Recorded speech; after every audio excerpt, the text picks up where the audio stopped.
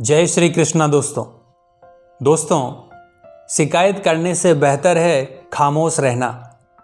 जब सामने वाले को ही फर्क नहीं पड़ता तो शिकायत किस बात की। दोस्तों हमेशा ये सोचकर खुश रहना चाहिए कि जो था वो अच्छा था और जो बाकी है वो बेहतर है और आगे चलकर जो होगा वो बेहतरीन होगा। प्रेम हो या भोजन, किसी को ज्यादा दे दो तो वो अधूरा छोड़कर चला जाता है।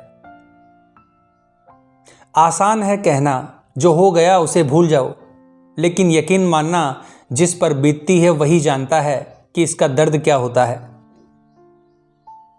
आजकल चुप रहना ही सही लगता है क्योंकि समझने वाला कोई नहीं है और जो समझने वाले हैं वो बातों का अलग ही मतलब निकाल लेते हैं। उन्होंने पूछा कि तोहफे में क्या चाहिए। हमने कहा वो मुलाकात जो कभी खत्म ना हो।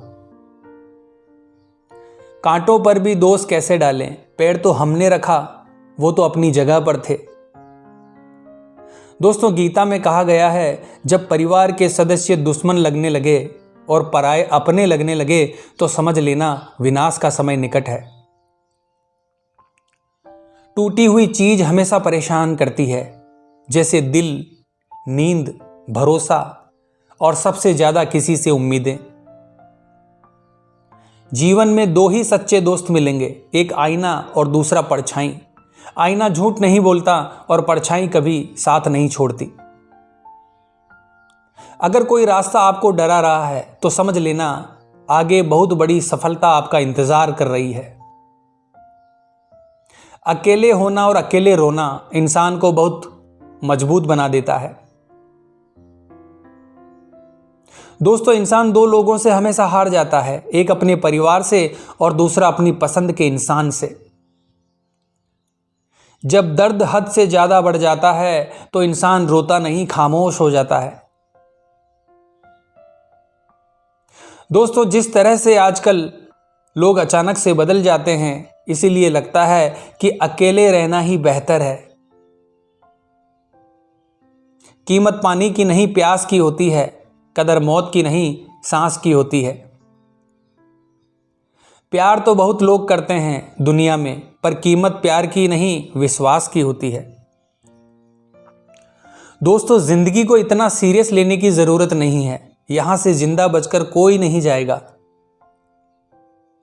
एक सच ये भी है कि अगर जिंदगी इतनी अच्छी होती तो हम इस दुनिया में रोते रोते ना आते, लेकिन एक सच ये भी है कि अगर ये जिंदगी इतनी बुरी होती तो हम जाते जाते इतने लोगों को रुला कर न जाते।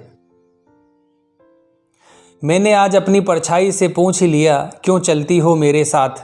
उसने भी हंस के कहा और कौन है तेरे साथ।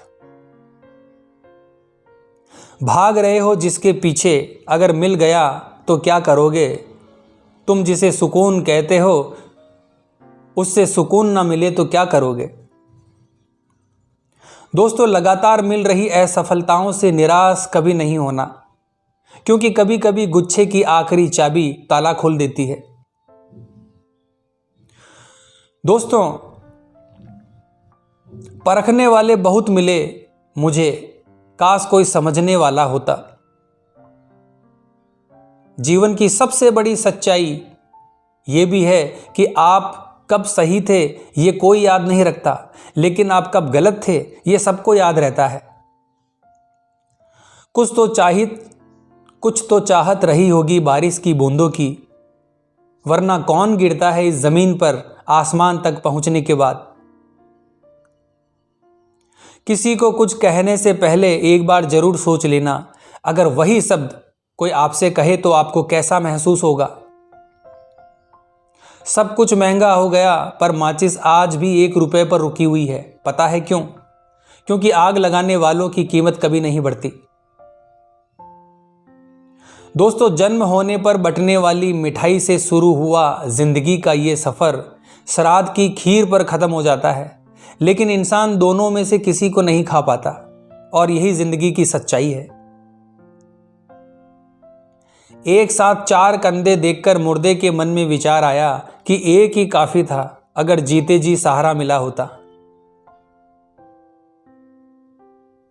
लोग जिंदा इंसान से ठीक से बात तक नहीं करते और मरने के बाद हिला हिला कर पूछते हैं तू बोलता क्यों नहीं। जिसकी कोई गारंटी नहीं उसका नाम जिंदगी है, और जिसकी फुल गारंटी है उसका नाम मौत है। लोगों से रिश्ते निभाकर बस एक ही बात सीखी है, किसी की हद से ज्यादा फिक्र करोगे तो वो इंसान तुम्हें रद्दी के भाव समझने लगेगा। दोस्तों, बहती हुई नदी कभी नहीं पूछती कि समुद्र अभी कितना दूर है। इसी तरह मेहनत करते रहो, कभी मत देखो मंजिल कितनी दूर है। खुद से एक सवाल करो कि मेरे ना होने से सबसे ज्यादा फर्क किसको पड़ेगा। बस जिसको फर्क पड़ेगा उसके लिए जियो, बाकी सबको उनके हाल पर छोड़ दो।